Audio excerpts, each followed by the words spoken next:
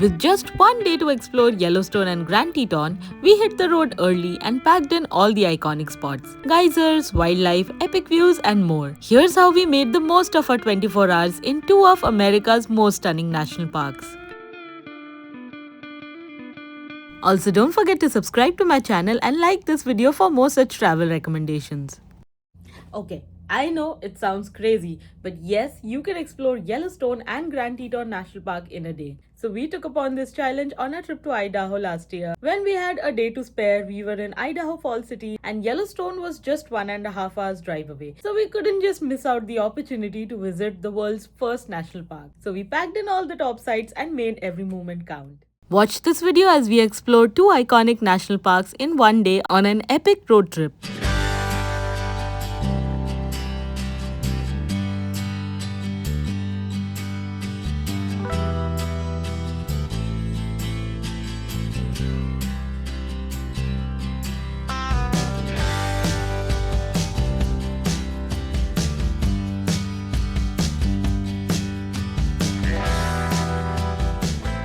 To cover both national parks in a day, we had a game plan. Enter the park as early as possible. Check all the top spots where getting a parking spot is difficult, and then explore the remaining spots at leisure. This was the most optimized way to cover all the top spots in the park, and we also got some extra time in hand to spare observing nature. We took two quick stops before entering the park. One was at West Yellowstone Visitor Center, which is just 5-minute drive from the checkpost. We stopped by this place to get tips from rangers on must-see attractions.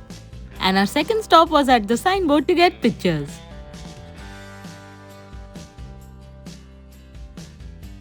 To enter the park, you need to buy a visitor pass. We had our annual America the Beautiful pass that we used to enter the park.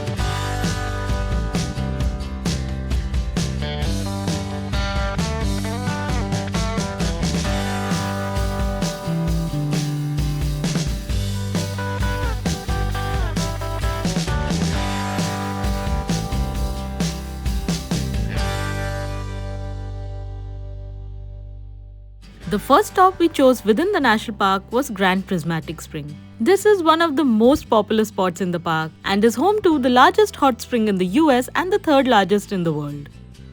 We wanted to cover this iconic landmark first to avoid traffic and parking issues. But to our surprise, the main parking lot was already full despite coming early. So we had to wait about 30 minutes to get a parking spot. If you come a little late, the wait time could be somewhere between 1 hour to 2 hours. On the way to Grand Prismatic, we spotted many tiny sulfur springs on both sides of the road, as well as several fields filled with roaming bisons.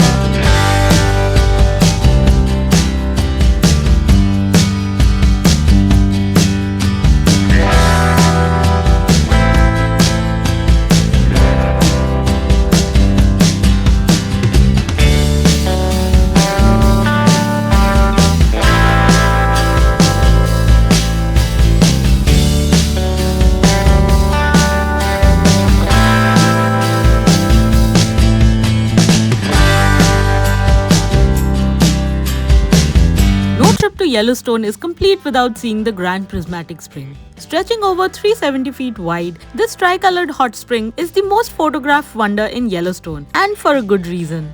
We weren't able to see all three colors because of the smoke, but whatever we saw, we were highly impressed. There are several tiny springs throughout the trail that you can explore, but keep in mind the sulfur smell is strong, so I highly recommend carrying a mask if you're sensitive to strong smell.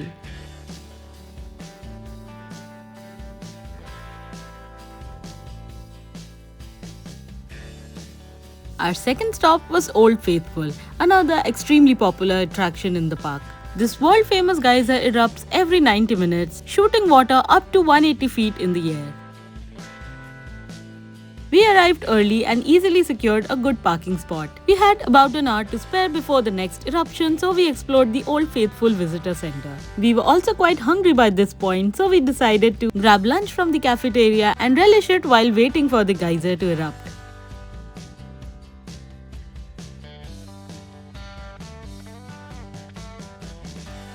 If you're looking for more information about our trip as well as additional spots you can explore during your visit to Yellowstone National Park, check out my blog post. I'm adding the link in the description box below. Now let's head to the viewing deck and wait for the geyser to erupt. This place definitely tests your patience as tourists, but trust me, the wait is worth every second.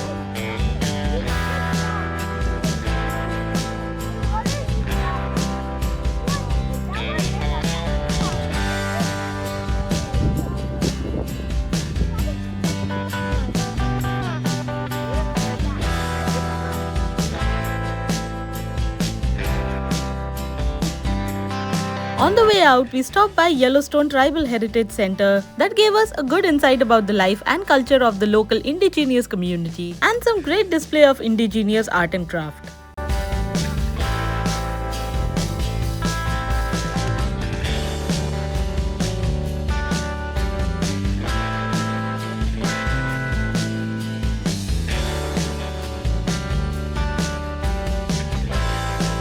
Our next stop was Gibbon Falls, a short stop on the way to Grand Canyon of Yellowstone. You can see this beautiful waterfall cascading 84 feet into Gibbon River from the overlook parking itself. So just an easy hike will get you a stunning view of this picturesque waterfall.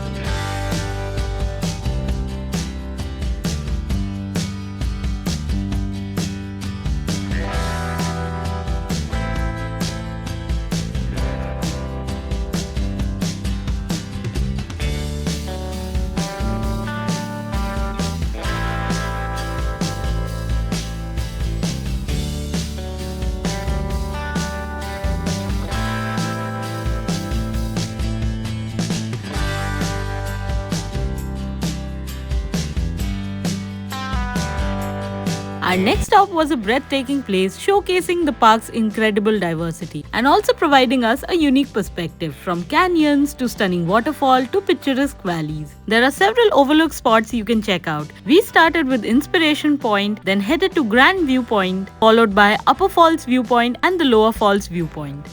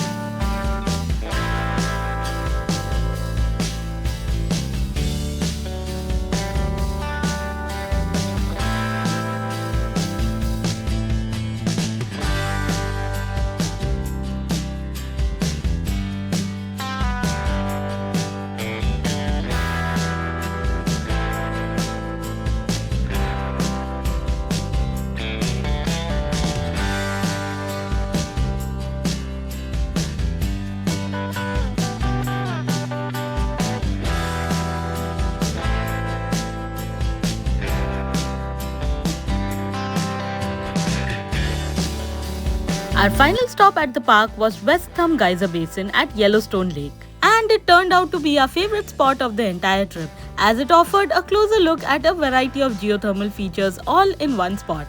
The boardwalk made it easy to explore the entire region, and the lack of crowd made it even more enjoyable.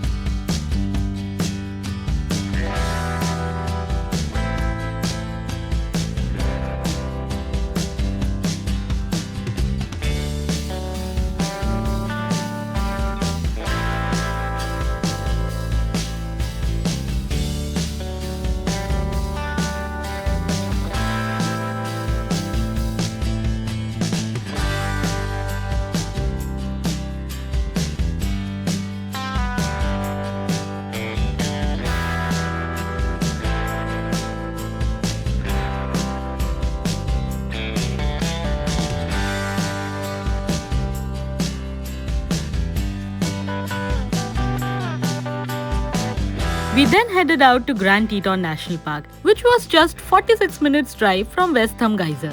I wish we had more time to spend at this park, but since we had only a few hours before the sunset, we decided to cover all the top overlook spots.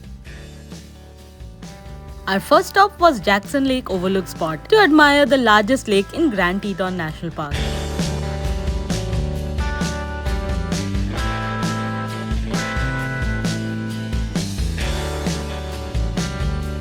On the way to Jenny Lake, we stopped by Jackson Lake Dam that offered us a gorgeous view of the Snake River. On the way to Jenny Lake, we also got a breathtaking view of the towering Mount Moran. It's one of the best driving views in the US.